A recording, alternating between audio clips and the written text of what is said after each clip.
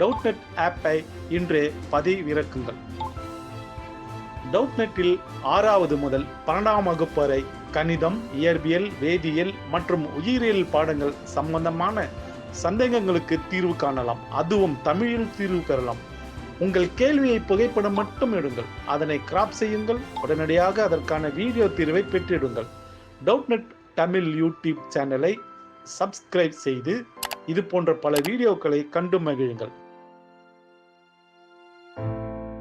Hello everyone, यहाँ हमारे पास question दिया हुआ है, in which of the following reactions new carbon carbon bond is not form. So यहाँ हमारे पास 4 ऑप्शन दिए हुए हैं, 4 केमिकल रिएक्शन की फॉर्म में। हमें वो ऑप्शन बताना है जिसमें न्यू कार्बन कार्बन बॉन्ड जो है वो नहीं बन रहे हैं। तो अगर हम यहाँ फर्स्ट ऑप्शन कंसिडर करें तो यहाँ हमारे पास एल्डोल कंडेंसेशन रिएक्शन दिया हुआ है, और एल्डोल कंडेंसेशन रिएक्शन जनरली हमें वो कार्बनल कंपाउंड देते हैं जिसके रिस्पेक्ट में अल्फ़ा पोजीशन पर एटलीस्ट 2 अल्फ़ा हाइड्रोजन प्रेजेंट हो। तो फॉर एग्जांपल अगर हम यहाँ पे एसिटाल्डिहाइड कंपाउंड कंसिडर करें तो इसके अंदर कार्बनल फंक्शन ग्रुप भी प्रेजेंट है, अल्फ़ा पोजीशन पर अल्फ़ा हाइड्रोजन भी प्रेजेंट है। तो ये हमें यहाँ पे एल्डोल कंडेंसेशन रिएक्शन दे सकता है। अब इस कंपाउंड की हम यहाँ पे रिएक्शन परफॉर्म करवाएंगे सोडियम हाइड्रोक्साइड के साथ, जो कि एक बेस है, और बेस का काम होता है प्रोटॉन का एब्स्ट्रैक्शन। तो प्रोटॉन एब्स्ट्रैक्शन के लिए हमारे जो अल्फ़ा पोजीशन पे हाइड्रोजन प्रेजेंट होते हैं वो यहाँ पे एसिडिक नेचर के होते हैं। तो इस हाइड्रोजन को अगर हम यहाँ पे इस तरह रिप्रेजेंट कर लें, और सोडियम हाइड्रोक्साइड के ऑक्सीजन के ऊपर यहाँ पे lone pair of electron present होते हैं, तो ये अपने lone pair of electron hydrogen को डोनेट करेगा, हाइड्रोजन अपना इलेक्ट्रॉन कार्बन को डोनेट करेगा।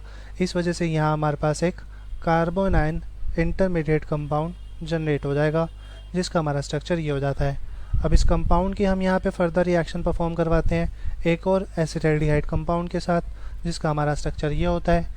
इसके अंदर हमारा ये कार्बन एटम जो है वो इलेक्ट्रोफिलिक सेंटर है, क्योंकि ये इलेक्ट्रोनेगेटिव ऑक्सीजन एलिमेंट के साथ अटैच है, और हमारे इस कार्बन एटम के ऊपर नेगेटिव चार्ज है। इस वजह से ये यहाँ पे न्यूक्लियोफिलिक नेचर शो कर सकता है।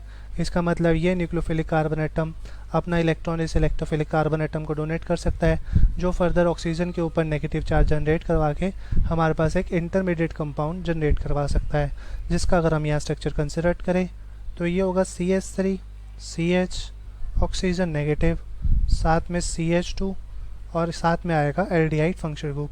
तो ये हमारा एक इंटरमीडिएट कंपाउंड जनरेट हो गया। इसको अगर हम यहाँ पे फर्दर वाटर के साथ रिएक्ट करा दें तो जो ऑक्सीजन के ऊपर नेगेटिव चार्ज आया है वो हाइड्रोक्सिल फंक्शनल ग्रुप के अंदर चेंज हो जाएगा, और हमारे पास यहाँ पे एक एल्डोल कंपाउंड जनरेट हो जाएगा। अब ये हमारा जो एल्डोल कंपाउंड जनरेट हुआ है, इसको अगर हम यहाँ पे फर्दर हीट करवा दें तो यहाँ से वाटर मॉलिक्यूल बाहर निकल जाएगा, और वाटर मॉलिक्यूल के एलिमिनेशन के लिए हमारे अल्फ़ा पोजीशन पर 2 हाइड्रोजन अभी भी प्रेजेंट है। तो एक हाइड्रोजन को अगर हम यहाँ पे इस तरह कंसिडर करें तो जब ये हाइड्रोजन अपना इलेक्ट्रॉन इस बॉन्ड को डोनेट करेगा तो ये हाइड्रोक्सिल ग्रुप यहाँ पे वाटर की फॉर्म में बाहर निकल जाएगा, और हमारे पास प्रोडक्ट जनरेट हो जाएगा alpha beta unsaturated carbonyl compound, जो कि हमारा एल्डोल कंडेंसेशन का प्रोडक्ट होता है। अब इस केमिकल रिएक्शन के अंदर हमारे इन दोनों कार्बन एटम के बीच में न्यू कार्बन कार्बन बॉन्ड बन रहा है, but according to the question हमें वो केमिकल रिएक्शन बतानी है जिसमें न्यू कार्बन कार्बन बॉन्ड जो है वो नहीं बने। तो इस वजह से ये ऑप्शन हमारा यहाँ पे गलत हो जाता है। Similarly next chemical reaction consider करें तो यहाँ हमारे पास फ्रीडर-क्राफ्ट रिएक्शन दिया हुआ है। अब फ्रीडर-क्राफ्ट रिएक्शन जो है वो वन ऑफ द एग्जाम्पल होती है इलेक्ट्रोफिलिक सब्स्टिट्यूशन रिएक्शन का, जिसके अंदर हमारा रिएक्टेंट मॉलिक्यूल बेंजीन होता है, जो कि यहाँ पे न्यूक्लियोफाइल की तरह काम करता है, और ये यहाँ पे एल्काइल हैलाइड के साथ रिएक्शन करता है in the presence of aluminium trichloride, जो कि यहाँ पे लुईस एसिड कैटलिस्ट की तरह काम करते हैं। अब एल्काइल हैलाइड और एल्युमिनियम ट्राइक्लोराइड सबसे पहले आपस में रिएक्शन करते हैं और जनरेशन करवाते हैं एक इलेक्ट्रोफाइल R+ आयन का। अब R+ आयन एक इलेक्ट्रोफाइल है और बेंजीन मॉलिक्यूल एक न्यूक्लियोफाइल है, तो बेंजीन अपना इलेक्ट्रॉन इस इलेक्ट्रोफाइल को डोनेट कराता है, और आफ्टर द रिएक्शन यहाँ हमारे पास जनरेशन करवा देता है एल्काइल बेंजीन कंपाउंड। अब एल्काइल बेंजीन कंपाउंड के अंदर भी यहाँ पे न्यू कार्बन कार्बन बॉन्ड बन रहा है, इस वजह से कह सकते हैं कि ये भी ऑप्शन हमारा यहाँ पे गलत हो जाता है। Similarly next chemical reaction consider करें तो यहाँ हमारे पास कॉल्बे रिएक्शन दिया हुआ है। अब कॉल्बे रिएक्शन जो है वो हमें जनरली फिनॉल कंपाउंड देते हैं, जिसका हमारा स्ट्रक्चर ये हो जाता है। अब फिनॉल कंपाउंड की यहाँ पे पहले रिएक्शन होती है सोडियम हाइड्रोक्साइड के साथ, जो कि एक बेस है और बेस का काम होता है प्रोटॉन का एब्स्ट्रैक्शन। तो प्रोटॉन एब्स्ट्रैक्शन के लिए फिनॉल कंपाउंड के अंदर ऑक्सीजन के साथ में जो हाइड्रोजन प्रेजेंट है वो यहाँ पे एसिडिक नेचर का होता है। इस वजह से जब फिनॉल कंपाउंड रिएक्शन करेगा सोडियम हाइड्रोक्साइड के साथ तो सबसे पहले यहाँ पे फॉर्मेशन होता है सोडियम फिनॉक्साइड आयन का, जिसका हमारा स्ट्रक्चर ये हो जाता है। अब सोडियम फिनॉक्साइड आयन यहाँ पे फर्दर रिएक्शन करता है कार्बन डाइऑक्साइड के साथ, जो यहाँ पे एक ऑर्थो सब्स्टिट्यूटेड कार्बोक्सिलेट आयन का जनरेशन करवा देता है। तो ये हमारा ऑक्सीजन नेगेटिव आयन साथ में सोडियम पॉजिटिव, और इसके रिस्पेक्ट में ऑर्थो पोजीशन पर एक कार्बोक्सिलेट ग्रुप इंट्रोड्यूस हो जाता है। तो ये हमारा एक इंटरमीडिएट कंपाउंड जनरेट हो गया। अब इस इंटरमीडिएट कंपाउंड की हम यहाँ पे फर्दर H+ आयन के साथ जब रिएक्शन कराएंगे तो ये हमें आफ्टर द रिएक्शन जनरेशन करवाएगा सैलिसाइक्लिक एसिड कंपाउंड, जिसका हमारा स्ट्रक्चर ये हो जाता है।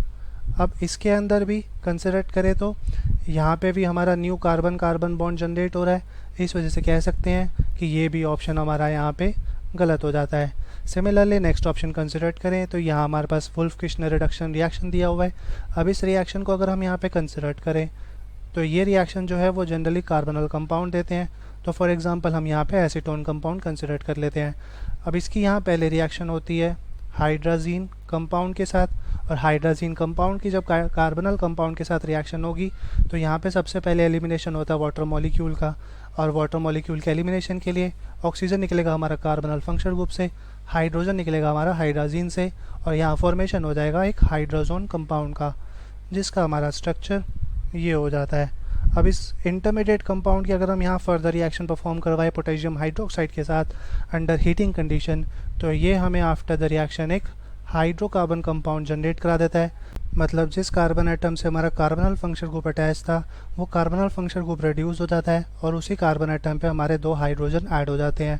इसका मतलब यहाँ पे कोई भी न्यू कार्बन कार्बन बॉन्ड नहीं बनता है। इस वजह से कह सकते हैं कि ये ऑप्शन हमारा यहाँ पे करेक्ट हो जाता है, क्योंकि अकॉर्डिंग टू क्वेश्चन हमें वही केमिकल रिएक्शन बतानी थी जहाँ पे कोई भी न्यू कार्बन कार्बन बॉन्ड नहीं बनेगा, और इस केमिकल रिएक्शन के अंदर कोई भी न्यू कार्बन कार्बन बॉन्ड नहीं बन रहा है। इस वजह से ये ऑप्शन हमारा यहाँ पे करेक्ट होगा। So option 4 is correct for this question. Thank you, hope you like it.